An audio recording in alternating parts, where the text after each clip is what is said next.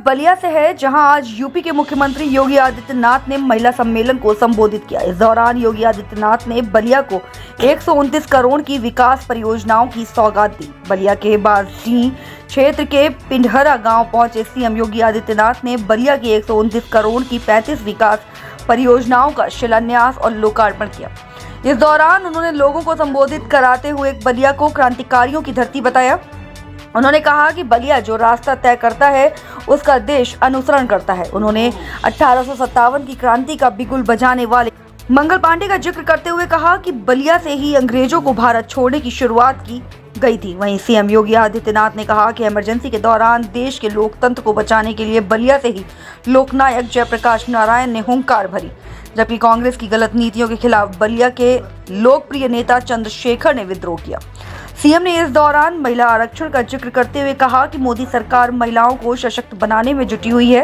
उन्होंने कहा कि सबकी सुरक्षा, सम्मान और स्वावलंबन बीजेपी सरकार का लक्ष्य है। उन्होंने बीजेपी सरकार की विकास और जन कल्याणकारी योजनाओं का अपने भाषण के दौरान उल्लेख करते हुए कहा कि बीजेपी की ट्रिपल इंजन की सरकार बलिया के विकास में कोई कसर नहीं छोड़ेगी।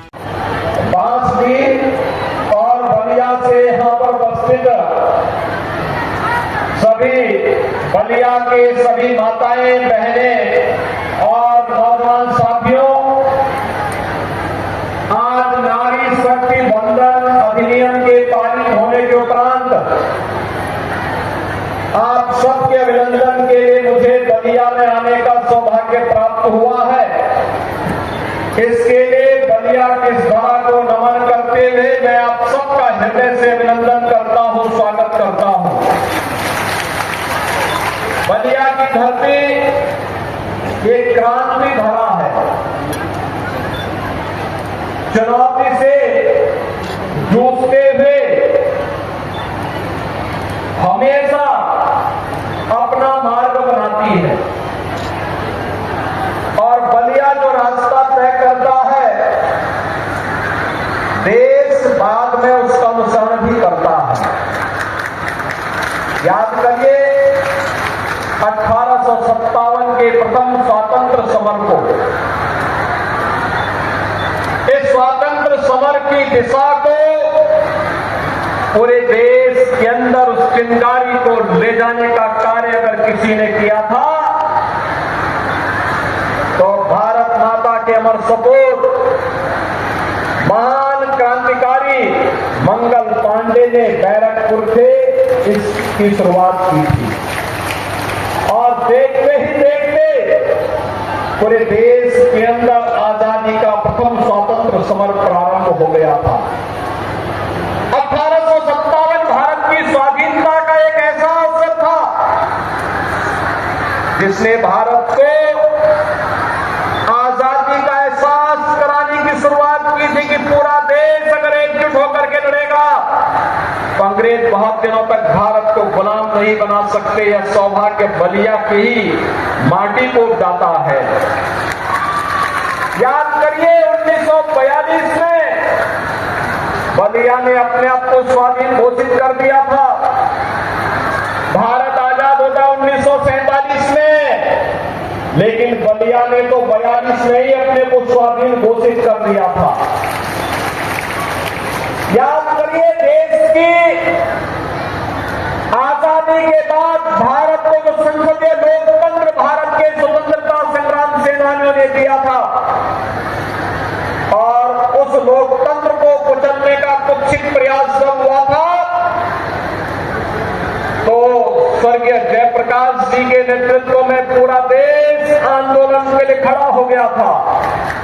देश के लोकतंत्र को बचाने के लिए, देश के आम नागरिक की स्वाधीनता को बनाए रखने के लिए, उनके मौलिक अधिकारों को प्रदान करने के लिए बलिया ही खड़ा हुआ था और बलिया के साथ पूरा देश खड़ा हुआ था। और कांग्रेस से भी इस विद्रोह की शुरुआत होगी। इस शुरुआत को अगर किसी ने किया था तो आपके लोकप्रिय नेता स्वर्गीय चंद्रशेखर जी ने उसको नेतृत्व प्रदान किया था। भाइयों बहनों, मंगल पांडे हो या चित्तू पांडे, जयप्रकाश जी हो या स्वर्गीय चंद्रशेखर जी, इन सब की प्रेरणा बलिया को एक नई पहचान दिलाती है और पहचान ही नहीं दिलाती है, उससे पहले भी अतीत की ओर जब हम जाते हैं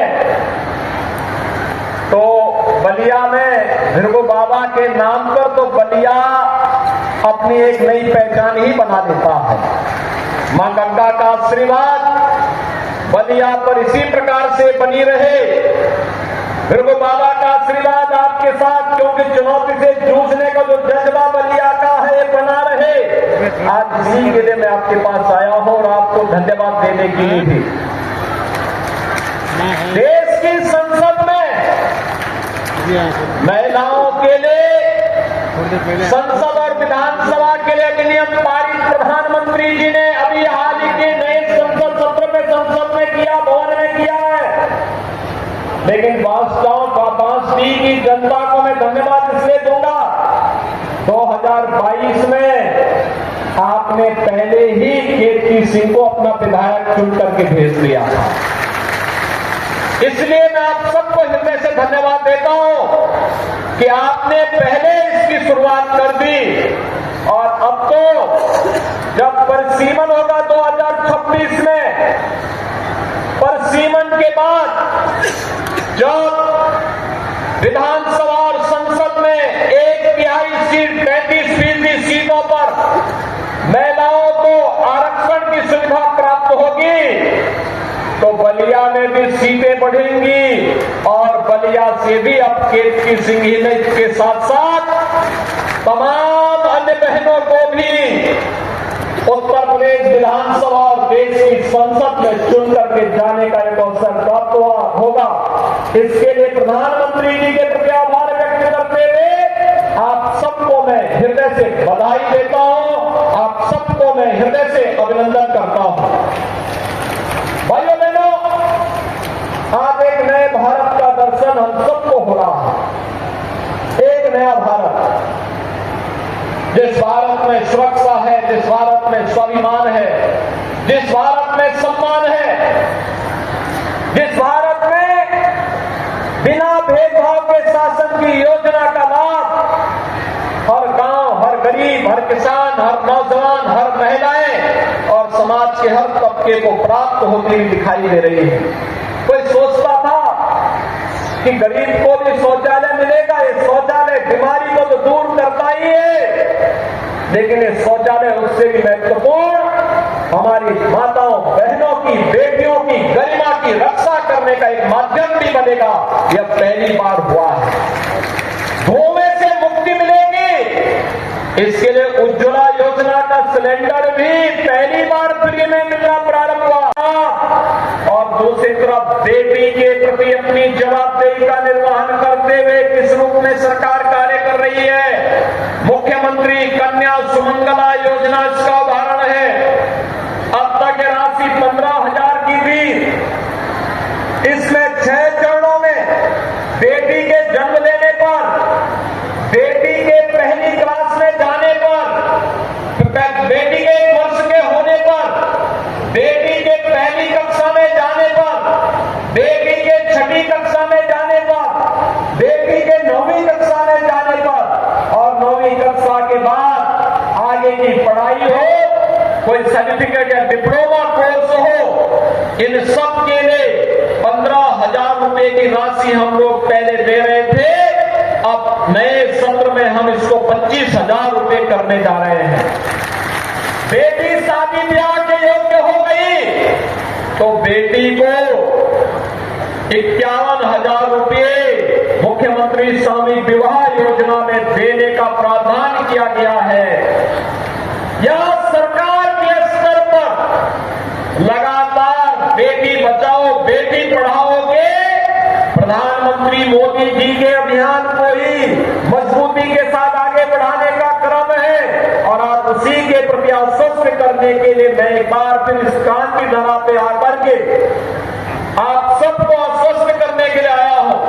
सरकार ने जो काम प्रारंभ किया है सुरक्षा का, सम्मान का और स्वावलंबन का, वो अनवरत चलेगा और मैं इस बात के लिए फिर कहने के लिए आया हूं, बेटियों की सुरक्षा के साथ अगर किसी ने सेंध लगाया तो फिर यमराज भी उसकी राह को रोक नहीं पाएगा।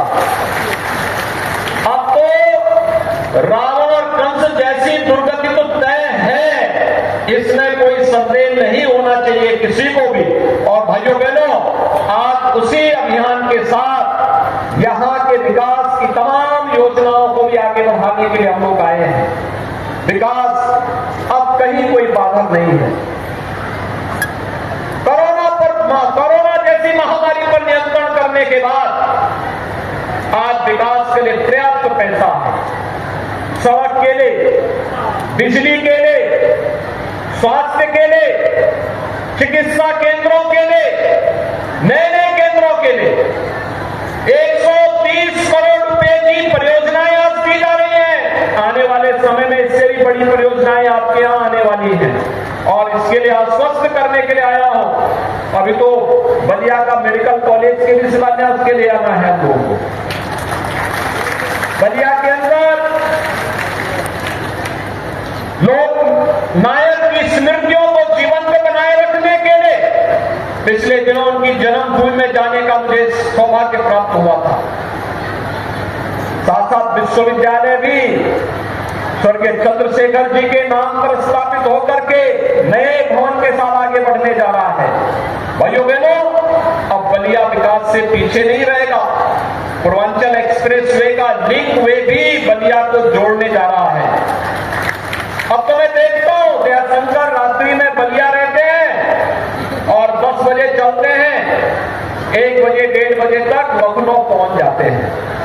पूर्वांचल एक्सप्रेस वे से बेहतर कनेक्टिविटी, यानी गाजीपुर और बलिया ने सबसे अच्छी कनेक्टिविटी पूर्वांचल एक्सप्रेस वे से प्राप्त की है।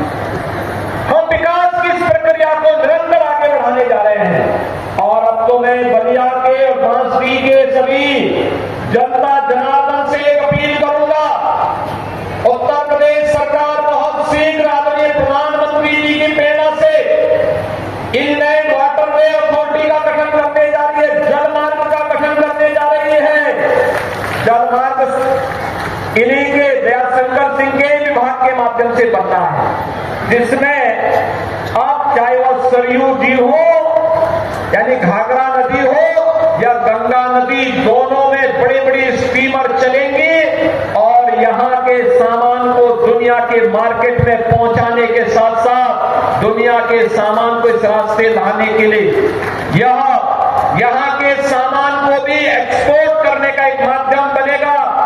किसानों को सब्जी और फल उत्पादन करने के लिए, दुग्ध उत्पादन करने के लिए एक नया मंच मिलेगा, मार्केट भी मिलेगा, दाम भी ज्यादा मिलेंगे, लेकिन साथ साथ यहाँ पे रोजगार सृजन के भी ढेर सारे अवसर इसके माध्यम से आगे बढ़ने जा रहे हैं। और इस अवसर का लाभ बलिया को, गाजीपुर को, देवरिया को, इन सभी जनपदों को भरपूर रूप से लेना चाहिए, क्योंकि गंगासी में इनलैंड वाटरवे वाराणसी से हल्दिया के बीच में प्रारंभ हो चुका है, लेकिन सरयू नदी में हम अयोध्या तक इसको लेके जाने की तैयारी कर रहे हैं। याद रखना, बलिया एक ऐसा जिला होगा जिसमें दोनों ओर इनलैंड वाटरवे की सुविधा प्राप्त होगी।